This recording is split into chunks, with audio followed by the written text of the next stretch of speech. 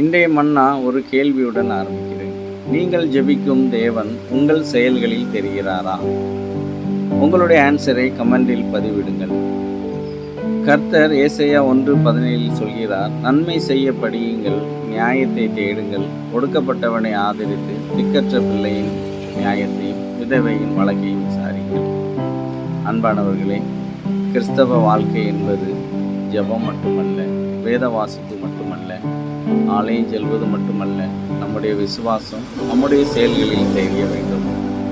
நல்லவர்கள் என்று சொல்லிக்கொள்வது மாத்திரம் போதாது, மற்றவர்களுக்கு உதவி செய்ய வேண்டும், பலவீனர்களுக்கு துணை நிற்க வேண்டும், நிதியான காரியங்களை தேட வேண்டும், கைவிடப்பட்டவர்களுக்கு ஆதரவாக இருக்க வேண்டும். அப்படிப்பட்ட வாழ்க்கை தான் கர்த்தருக்கு பிரியமான வாழ்க்கை. இன்று நீங்கள் யாருக்காவது உதவி செய்திருக்கீங்களா? இல்லை என்றால் இப்பொழுதே செய்யுங்கள். இயேசு சொல்கின்றார், சிறியவராகி என் சகோதரனான இவர்களில் ஒருவனுக்கு நீங்கள் எதை செய்தீர்களோ அதை எனக்கே செய்தீர்கள் என்று.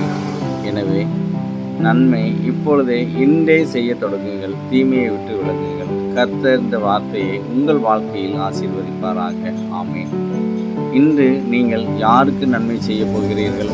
உங்கள் பதிவை கமெண்ட்ஸில் எழுதுங்கள்.